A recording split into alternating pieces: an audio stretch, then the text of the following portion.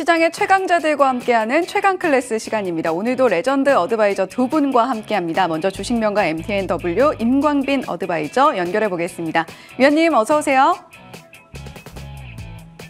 네, 임광빈 어드바이저와 함께 이야기 나눠보도록 하겠습니다. 위원님 한번 연결해 보도록 할게요. 자, 그에 앞서서 오늘 시장 일단 코스피, 코스닥 조금 흔들리면서 움직여주고 있습니다. 일단 코스닥의 상승세는 나오고 있는데 코스피가 약보합권 흐름 보이면서 움직여주고 있고요. 일단 이렇게 우리 시장이 흘러가고 있는 와중에 지난 금요일 미국 시장은 다우존스 지수와 나스닥 지수는 상승으로 그리고 S&P 500 지수가 살짝 떨어지면서 마무리를 했습니다. 자, 임광빈 어드바이저님 바로 다시 연결해 볼게요. 위원님 어서 오세요. 네, 반갑습니다. 네, 위원님 앞서서 시장 상황 간략하게 들어봤는데 오늘 시장 어떻게 보고 계신지 먼저 들어볼게요.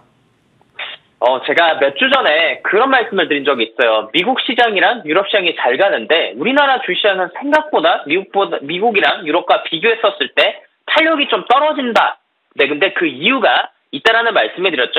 대주주 양도세 요건 때문이고 지지난주였나요? 대주주 양도세 요건과 관련해서 주말 지나니까 30억 관련된 이야기가 나왔었습니다. 자, 그런데 여러분들께서도 잘 알고 계시겠지만 윤석열 대통령이 후보 시절에 대주주 양도세 요건을 50억까지, 기존의 10억에서 50억까지 상향하겠다라는 이야기를 했습니다. 이게 상향이 되면 무엇이 좋고 상향이 안 되면 무엇이 나쁘냐 했었을 때요.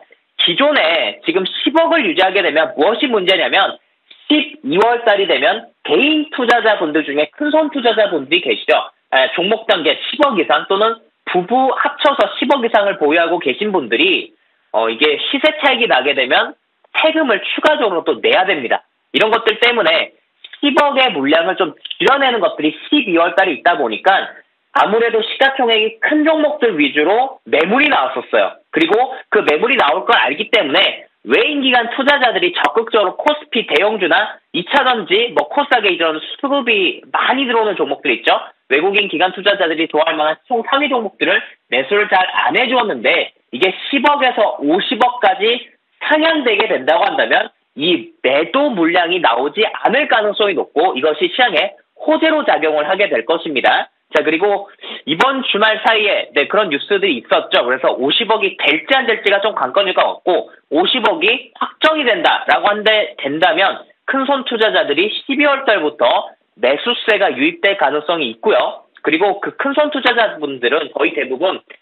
테마주나 시총 하위 종목들, 소형주를 매수하기도 하지만 시가총액 상위 종목들의 장기 투자 관점에 포지션을 취하는 경우들이 많습니다. 그래서 그런 부분들이 지수를 끌어올릴 가능성이 높다라는 말씀을 드리면서 대주주 양도세 요건이 50억으로 상향되는지가 핵심 포인트가 된다라는 말씀을 드리겠습니다. 네, 대주주 양도세 상향이 과연 실제로 이루어질 것이냐 이 부분이 오늘 시장의 핵심이다라고 짚어주셨는데요. 이와 함께 2차 전지 그룹주들도 함께 올라가고 있다라는 부분 포인트로 짚어주셨습니다. 자, 그렇다면 오늘 시장에서 부각되고 있는 종목들 함께 살펴보시죠. 자, 첫 번째 종목 RS 오토메이션입니다. 이 종목 같은 경우는 미래로봇의 핵심 기술이라고 할 수 있는 엔코더 기술의 국내 최초 상용화에 성공을 했다라는 소식이 들려오면서 장 초반부터 급등세를 보였고요. 현재는 19.4%대 상승폭 보여주고 있습니다. 자, 계속해서 줌 인터넷입니다. 지금 공정위에서 플랫폼 경쟁 촉진법 가칭이긴 합니다만 재정 추진한다라는 소식에 수혜주로서 부각이 되고 있는데요. 현재 8.54%, 8.36% 강세 흐름 나타내고 있습니다. 마지막 종목 녹십자입니다. 녹십자는 면역 글로불린 혈액 제제 알리글로의 미국 FDA 허가를 획득했다라는 소식 들려오고 있는데요. 녹십자뿐만이 아니라 녹십자 그룹주들 일제히 강세 흐름 나타내면서 움직임 나타내고 있습니다. 지금은 장 초반보다는 조금 상승세가 둔화되는 흐름 보여주고 있습니다. 자, 계속해서 임광빈 어드바이저가 선정한 시세 급등주 함께 보시죠. 에이스테크는 지난 월요일 이 시간에 공략을 했던 종목이기도 한데 무서운 급등세에 이어서 오늘도 역시 8%대 강세 흐름 나타내고 있습니다. 자, 임광빈 어드바이저님, 에이스테크 저희 자세하게 이야기 들어볼게요. 에이스테크 제가 지난 일주일 동안 정말 강조 많이 드린 종목이고 지난주에도 여러분들에게 2,000원대 초반권에는 매수 말씀을 드렸던 종목입니다.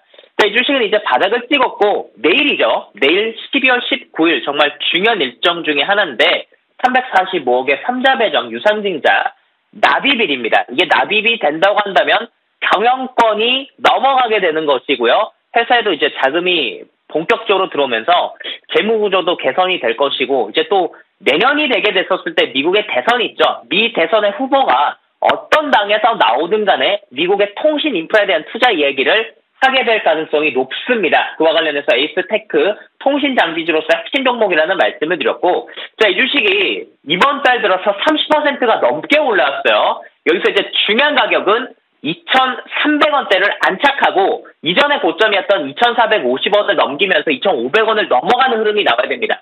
자, 내년도 1월 달에 제가 그런 흐름을 기대를 하고 있고요. 이 주식, 앞자리가 지금 이제 2,000원대지만 지난 9월 달에 3,000원, 4,000원대까지 미국에 인프라 투자에 있었을 때 3,000원, 4,000원대까지를 간 만큼 지금은 낙폭 과대고 바닥권이라는 말씀을 드립니다. 지금부터 정말 주목해야 될 때고, 내일 3자 배정 유상증자 납입 들어오면서 최대 주주가 또 바뀌고 이 경영권이 바뀌면서 지분 공시가 나오는 것까지 한번 지켜보도록 하겠습니다. 네, 두 번째 시세 체크 종목으로 이어가 보도록 하겠습니다. 이번 종목은 포스코 홀딩스인데요. 어드바이저님과 함께 이미 공략을 해서 수익을 누렸던 종목이기도 합니다. 현재 2.5% 상승세 그리고 있는데 포스코 홀딩스는 어떻게 볼까요? 대주주 양도세 요건이 50억 정도로 완화가 된다고 한다면 올해 여름에 2차전지 주식들이 잘 갔죠. 그중에 포스코 그룹주가 시총 3위 종목들이 많은데 이 주식들이 수혜를 받을 가능성이 높습니다. 자, 포스코홀딩스 쌍바닥을 찍었고 50만 원 회복하는지 지켜보시길 바라겠고요. 보유자분들은 에이스테크와 마찬가지로 포스코홀딩스도 홀딩 관점을 말씀을 드리겠습니다. 네, 포스코홀딩스까지 체크를 해봤습니다. 자, 마지막으로 살펴볼 종목입니다. 마지막 특징주는 SBS인데요. SBS는 지금 관련 기업들의 이야기가 함께 나오고 있죠. 현재 3.23% 하락 흐름 그리고 있는데 SBS는 어떻게 볼까요?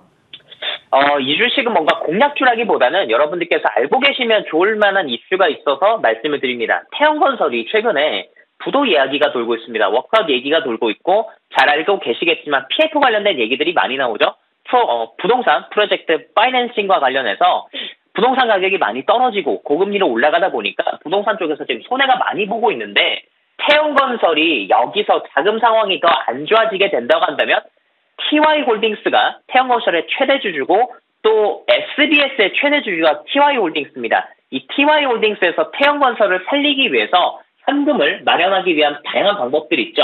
4억을 지금 담보대출을 받았고 그리고 돈이 될 수 있을 만한 자회사들을 몇 개를 매각을 했는데 추가적으로 SBS를 매각할 가능성이 있습니다. 그래서 만약에 태형건설이 여기서 워크아웃이 안 들어가길 바랍니다. 절대 그런 일이 있어서는 안 되는데 주가적 관점에서 그런 이슈가 있게 된다라고 한다면 SBS 쪽을 관심을 가지자라는 말씀을 드리겠습니다.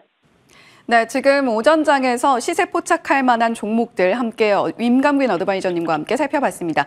자, 그렇다면 위원님, 오늘 오후장에서도 통할 특급 종목 안내해 주시죠. 자, 여러분, 제가 최근에는 시장이 이제 올라가기 때문에 완전히 신고가를 돌파한 주식을 보던지 아니면 지수가 이제 바닥을 찍고 내년도에는 굉장히 좋을 거라고 말씀을 드리고 싶어요. 그런 이슈가 있기 때문에 최바닥에 있는 주식을 보던지 둘 중 하나를 말씀을 드렸어요. 그래서 말씀드린 게 에이스테크나 신라젠 같은 종목들 아니겠습니까?